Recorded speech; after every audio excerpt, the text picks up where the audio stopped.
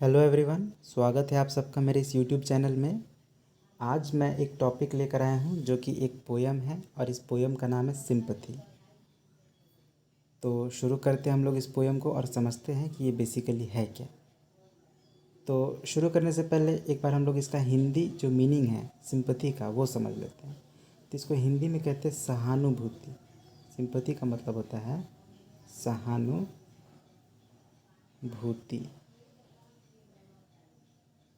अब सहानुभूति का मतलब होता है कि दूसरे के कष्ट को, समस्या को महसूस करना। मतलब ये एक फीलिंग है, एक व्यक्ति के अंदर की एक फीलिंग है या एक फीलिंग के गुण है, एक एक मानव के अंदर के भावनाओं का गुण है ये सिंपैथी, है ना। जिसके कारण वो दूसरे के कष्ट को और समस्या को अनुभव कर पाता है ना, और उसको दूर करने का प्रयास भी करता है। तो यह एक गुण है जो एक मनुष्य के अंदर होता है, सिंपैथी। ठीक है, तो इस गुण के बारे में पोएट ने क्या लिखा है, आइए इसको हम लोग समझते हैं। I lay in sorrow deep distressed, my grief a proud man heard, his looks were cold, he gave me gold but not a kindly word. क्या कह रहे हैं कि मैं ले मतलब पड़ा हुआ था, इन सॉरो, सॉरो मतलब होता है दुख, दुख में पड़ा हुआ था मैं। डीप डिस्ट्रेस्ड, डीप मतलब होता है गहरा, मतलब अत्यधिक। डिस्ट्रेस्ड, डिस्ट्रेस्ड का मतलब होता है तनाव से, तनाव में। अच्छा, तनाव आदमी कब होता है? जब आदमी को कष्ट होता है ना। तो कष्ट के समय जो मानसिक एक तनाव, मतलब जो दिमाग में जो एक तनाव उत्पन्न हो जाता है, उस अवस्था को हम लोग कहते हैं डिस्ट्रेस्ड। मतलब काफ़ी ज़्यादा तनावग्रस्त, है ना। मतलब मैं दुख में और गहरा तनाव से भरा हुआ हूँ या भरा हुआ था। My grief a proud man heard.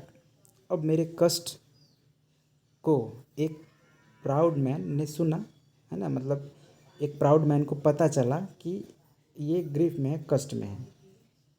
मेरे ग्रीफ के बारे में, मेरे दुख के बारे में, मेरे शोक के बारे में एक प्राउड मैन को पता चला, मतलब वो सुना। तो क्या करते हैं वो?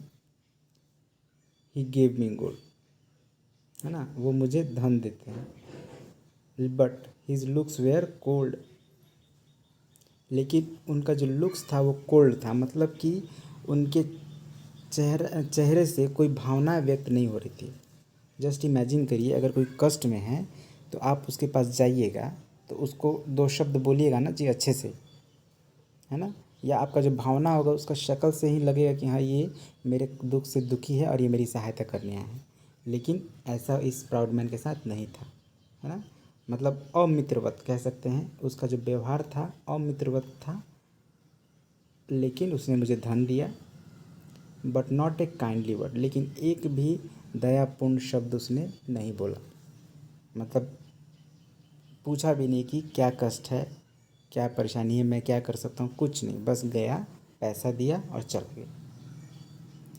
उसके बाद क्या होता है? माई सॉरो पास्ड, मेरा दुख पास्ट मतलब बीत गया।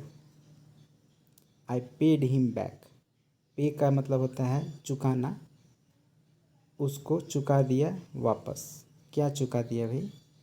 द गोल्ड ही गेव टू मी, मतलब गोल्ड, जो सोना, जो धन उस प्राउड मैन ने दिया था, उसको मैंने वापस चुका दिया, है ना। ही गेव टू मी, जो धन वह मुझे दिया था उसको मैंने वापस चुका दिया। Then stood erect and spake my thanks.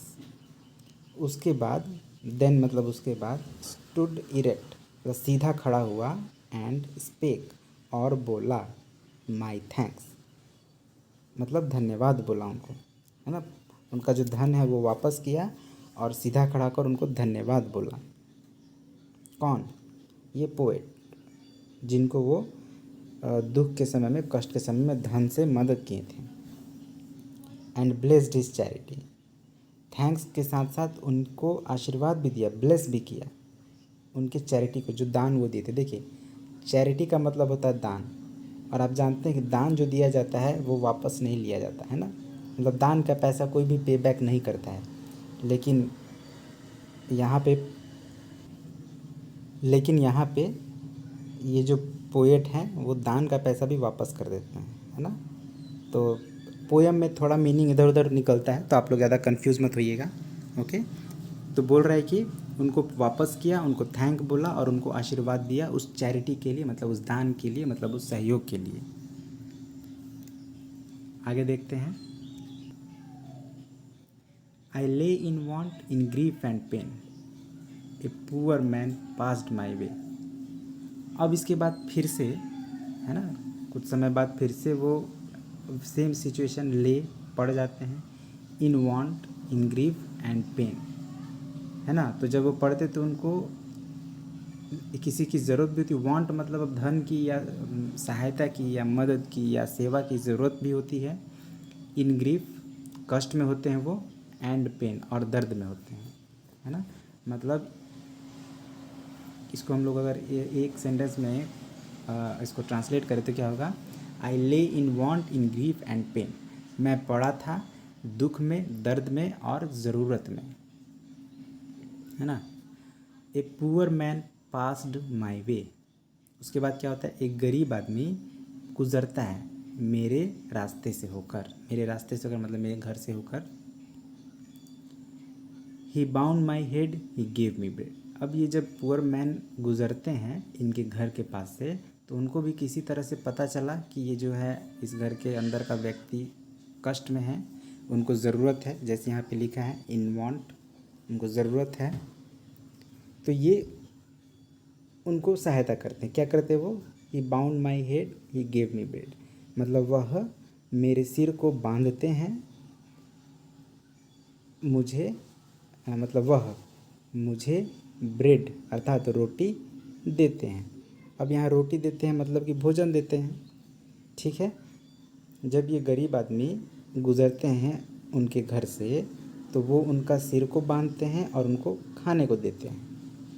अब बाउंड माई हेड आप जानते हैं, जब सर में दर्द होता है अक्सर आदमी क्या करता है, अपना सिर बांध लेता है, तो वही बाउंड, है ना। बाउंड BIND, बाइंड मतलब बांधना होता है, तो बाइंड का पास्ट फॉर्म है बाउंड।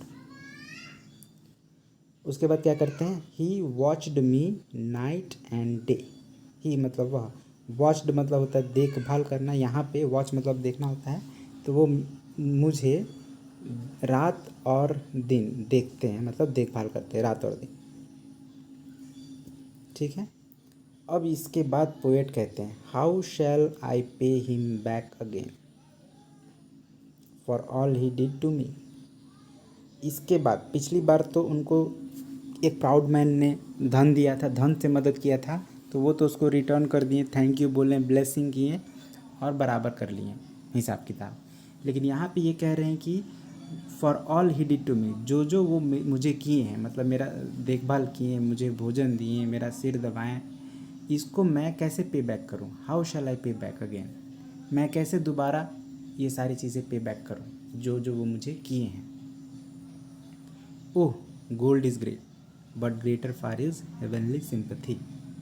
अब इतना सब होने के बाद पोएट कहते हैं कि गोल्ड इज़ ग्रेट, मतलब धन जो है या सोना जो है वो ग्रेट है ना। ऐसा नहीं है कि गोल्ड ग्रेट नहीं है, वो गोल्ड को भी ग्रेट बता रहे हैं, बट उनका कहना है कि greater far is heavenly sympathy. लेकिन ये जो हेवनली सिंपथी है, हेवनली इसलिए, हेवन का मतलब स्वर्ग होता है, तो स्वर्ग से संबंधित जो होगा वो दिव्य होगा, बहुत ही अच्छा होगा, अत्यधिक अच्छा होगा। तो बोल रहे हैं कि जो दिव्य सिंपथी है मतलब अत्यधिक अच्छा सहानुभूति है, यह धन से ज़्यादा महान है ना, बहुत कई गुना ज़्यादा महान है, ये कहते हैं पोएट। और आप भी समझ सकते हैं कि धन, अगर आप किसी से मदद के रूप में धन लेते हैं तो उसको पे बैक आप कर सकते हैं, लेकिन अगर आपका कोई मदद सेवा के रूप में करता है तो उसको पे बैक कर पाना अत्यंत मुश्किल है, न के बराबर है, मतलब उसको पे कर पाना संभव नहीं है।